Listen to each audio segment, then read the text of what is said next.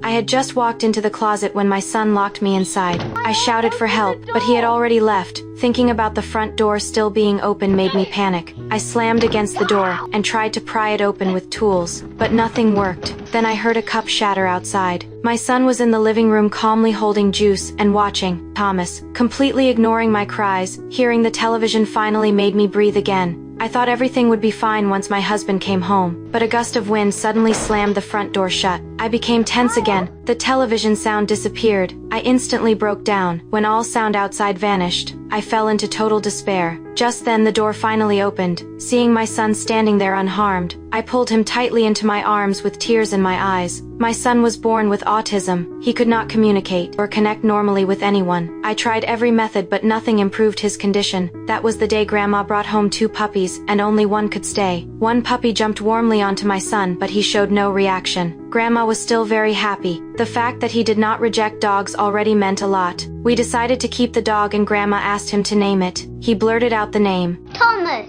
I was overjoyed by Thomas arriving and placed my last hope on him. That night my son dragged his blanket downstairs, spread it inside the doghouse, and gently placed Thomas inside. Bedtime, Thomas. This simple moment shocked us deeply because it was the first time he had ever spoken on his own. One day my husband saw Thomas relieving himself indoors.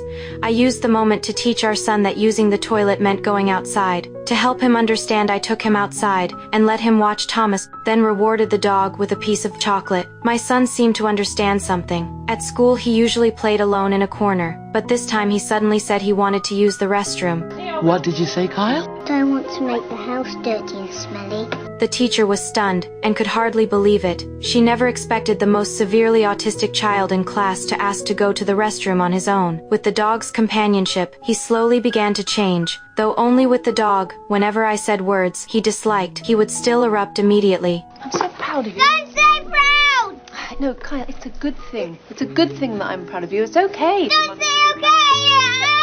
Watching him return to his old state filled me with helplessness. My husband looked at Thomas and thought of an idea. He began to imitate the dog's voice. I hate it when you cry, it makes me so worried. Could you please stop it? Unexpectedly, our son calmed down at once. One night when our son called Thomas to sleep with him, a few simple words brought tears to our eyes. Thomas, come to bed. Stop playing with Dad. Did you hear what he just called you? Night then, son. Night, Dad. Come on, Thomas, bed. Good night, Kyle. Night, Mom. Since birth he had never called us Mom or Dad. At that moment all the love we had given finally received an answer. Soon it was time for school again. But after the holiday my son refused to go. When he raised his hand to hit again, I held him tightly. My husband came into the living room and imitated the dog's voice again, trying to calm him. But he broke free and kicked Thomas hard.